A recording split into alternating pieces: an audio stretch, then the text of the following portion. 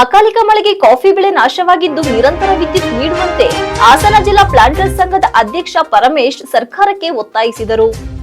ಈ ದಿನ ಆಲೂರು ತಾಲೂಕು ಕಾಫಿ ಬೆಳೆಗಾರರ ಸಂಘದ ವತಿಯಿಂದ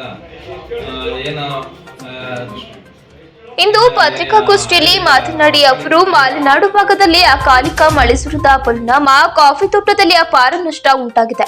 ಸಾಧಾರಣವಾಗಿ ಮಾರ್ಚ್ ತಿಂಗಳಲ್ಲಿ ಹೂ ಆಗಬೇಕಿದ್ದ ಕಾಫಿ ತೋಟದಲ್ಲಿ ಈಗಾಗಲೇ ಕಾಫಿ ಹೂ ಬಿಟ್ಟಿದ್ದು ಬೆಳೆಗಾರರಲ್ಲಿ ಆತಂಕ ಉಂಟು ಮಾಡಿದ್ದಲ್ಲದೆ ಕಾಫಿ ಬೆಳೆ ನಷ್ಟವಾಗುವ ಲಕ್ಷಣಗಳು ಹೆಚ್ಚಿವೆ. ಇನ್ನು ಕೂಡ ರೋಬಸ್ಟಾ ಕಾಫಿಯನ್ನ ಕುಯ್ಯಲು ಪ್ರಾರಂಭ ಮಾಡಿರುವುದಿಲ್ಲ. ಈಗಾಗಲೇ ಕಾಫಿಯು ಕೂಡ ಉದುರುತ್ತಿದ್ದು ಕೆಲಸಗಾರರ ಸಮಸ್ಯೆಯಿಂದ ಕಾಫಿಯನ್ನ ಕುಯ್ಯಲು ಕೂಡ ನಿಧಾನವಾಗಿದೆ. ಇದರಿಂದ ರೈತರಿಗೆ ಸಂಕಷ್ಟದ ಪರಿಸ್ಥಿತಿ ಎದುರಾಗಿದೆ ಎಂದರು. ಕಾಫಿ ಬೆಳೆಗಾರರ ಸಂಘದ ತಾಲೂಕು ಅಧ್ಯಕ್ಷ ರವಿಕುಮಾರ್ ಮಾತನಾಡಿ, ಕಳೆದ ವಾರ ಸುರಿದ ಅಕಾಲಿಕ ಮಳೆಯಿಂದ ಕಾಫಿ ಗಿಡಗಳು ಹೂ ಆಗಿರುವುದರಿಂದ ಸದ್ಯದಲ್ಲಿ ಗಿಡಗಳಿಗೆ ನೀರಿನ ಅವಶ್ಯಕತೆ ಹೆಚ್ಚಿರುವುದರಿಂದ ಇತ್ತ ವಿದ್ಯುತ್ ಸಮಸ್ಯೆ ಕೂಡ ರೈತರಿಗೆ ಎದುರಾಗಿದೆ. ಮಲೆನಾಡು ಭಾಗದಲ್ಲಿ ವಿದ್ಯುತ್ ಪೂರೈಕೆ ಸರಿಯಾಗಿ ಇಲ್ಲದಿರುವುದರಿಂದ ತುಂಬಾ ಸಮಸ್ಯೆಯಾಗಿದೆ.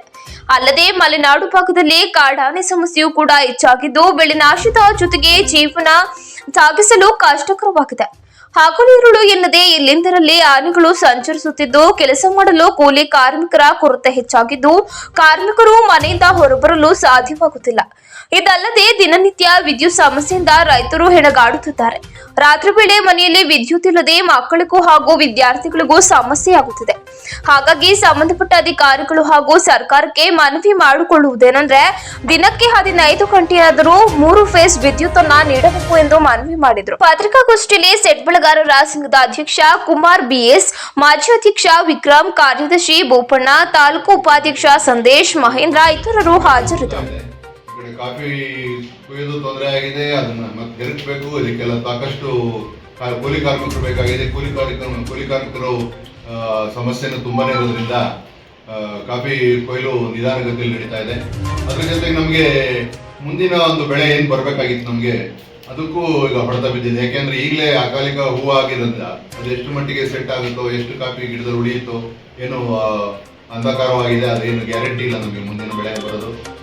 ಹಾಗಾಗಿ ಮುಂದಿನ ಬೆಳೆ ಮೇಲೂ ವ್ಯತಿರಿಕ್ತ ಪರಿಣಾಮ ಬೀಳ್ತಾ ಇದೆ ಈ ಬೆಳೆ. ಹಾಗೆಯೇ ಈಗ ಈ ಬೆಳೆ ಏನೊಂದು ಹೂವಾಗಿದೆ ಅದನ್ನ ಉಳಿಸ್ಕೋಬೇಕು ಅಂದ್ರೆ ಹಾಗಾಗಿ ನಾವು ನೀರು ಕೊಡಬೇಕಾಗುತ್ತೆ, ಸ್ಪ್ರಿಂಕ್ಲರ್ ಇರಿಗೇಷನ್ ಕೊಡಬೇಕಾಗುತ್ತೆ.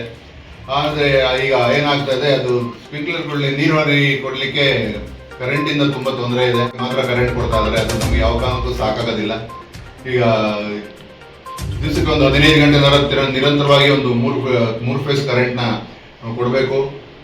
ಇದನ್ನ ನಮ್ಮ ಅಧಿಕಾರಿಗಳು ಮತ್ತು ಅವರ ಸರ್ಕಾರಕ್ಕೆ ಮುಖ್ಯವಾದ ಮನವಿಯಾಗಿರುತ್ತದೆ. ಯಾಕೆಂದ್ರೆ ಈಗ ನೀರು ಕೊಡಲಿಲ್ಲ ಅಂದ್ರೆ ನಮಗೆ ಕಾಫಿ ಬಂದಿರೋ ಹೂವು ಸೆಟ್ಟು ಆಗೋದಿಲ್ಲ, ಮುಂದಿನ ಬೆಳೆನೂ ಸಿಗೋದಿಲ್ಲ. ಆದರೆ ಈಗಾಗಲೇ ತುಂಬಾನೇ ಹೂವು ಆಗ್ತಾ ಇರೋದ್ರಿಂದ ಈಗ ನೆಕ್ಸ್ಟ್ ನಮಗೆ ಕಂಟಿನ್ಯೂಸ್ ನೀರು ಕೊಡಬೇಕು. ಅದಕ್ಕೆ ಸರ್ಕಾರದವರು ಮತ್ತು ಅಧಿಕಾರಿಗಳು ಮತ್ತೊಮ್ಮೆ ಕೇಳ್ಕೊಳ್ತಾ ಇದ್ವಿ, ಮತ್ತೊಮ್ಮೆ ಕರೆಂಟ್ ಎಲ್ಲ ರೆಗ್ಯುಲರ್ ಆಗಿ ಕೊಡಬೇಕು ಅಂತ ಹೇಳಿ. ಮತ್ತು ಇನ್ನೊಂದು ವಿಶೇಷ ಅಂದ್ರೆ ಈಗ ಎಷ್ಟು ಒಂದು ನಷ್ಟ ಆಗಿದೆ ಈಗ ಅಕಾಲಿಕ ಹೂವಾಗಿರೋದ್ರಿಂದ ಅದನ್ನ ಸಂಬಂಧಪಟ್ಟ ಕಾಫಿ ಬೋರ್ಡ್ ಅಧಿಕಾರಿಗಳು ಅದನ್ನೊಂದು ಸಮೀಕ್ಷೆ ನಡೆಸಿ ಸರ್ಕಾರಕ್ಕೆ ವರದಿ ಕೊಡಬೇಕು. ಅದರಿಂದ ನಾವು ಬೆಳೆಗಾರರಿಗೆ ಆದ ನಷ್ಟನ ಸರಿಪಡಿಸ್ಕೊಳ್ಳೋಕೆ ಸಹಾಯ ಆಗುತ್ತೆ ಅಂತ ಹೇಳಿ ನಿಮ್ಮ ಮೂಲಕ ಆಯ್ಕೆಯಾಗಿದ್ದೀನಿ. ಈ ಜನಗಳ ಸಮಸ್ಯೆ ಬಗ್ಗೆ ನಮ್ಮ ಅಧ್ಯಕ್ಷರು ಮತ್ತು ಕುಮಾರಣ್ಣವರು ಬಹಳ ವಿಶೇಷವಾಗಿ ವರದಿ ಮಾಡಿರ್ತಾರೆ. ನಾವು ಒತ್ತಾಯ ಮಾಡ್ಕೊಂಡ್ರೆ ಕಾಫಿ ಬೋರ್ಡ್ ಅವರು ಈಗ ತಕ್ಷಣ ತೋಟಗಳಿಗೆ ವಿಸಿಟ್ ಮಾಡಿ ನಮ್ಮ ಮುಖಾಂತರ ಅದನ್ನು ರಿಪೋರ್ಟ್ನ ಸರ್ಕಾರಕ್ಕೆ ಸಲ್ಲಿಸಿದ್ರು. ಹೋದ್ಸರಿ ಮಳೆಗಾಲದಲ್ಲಿ ಕೊಟ್ಟಂಥ ಪರಿಹಾರಗಳನ್ನು ಈಗ ಕೊಡಬೇಕು ಅಂತ ಕೇಳ್ಕೊಳ್ತಾ ಇದ್ದೀವಿ. ಆನೆ ಸಮಸ್ಯೆ ಭಾಳ ದೊಡ್ಡ ಸಮಸ್ಯೆ ಆಗಿದೆ. ಆಗಲೇ ತೋಟಕ್ಕೆ ಮನೆ ಹತ್ತಿರ ಬಂದು ಮೊನ್ನೆ ರಾಯಕೊಪ್ಪಲ್ಲಿ ಒಂದು ಮನೆ ನುಗ್ಗಿ ಕಾಂಪೌಂಡ್ ಎಲ್ಲ ಮುಗ್ದಾಕಿದೆ. ಇದನ್ನೆಲ್ಲ ನೀವು ಪತ್ರಕರ್ತರು ಬರೆದು ಸರ್ಕಾರದ ಗಮನ ಸೆಳೆದು ನಮಗೆ ಸಹಾಯ ಮಾಡಿಕೊಡ್ಬೇಕು.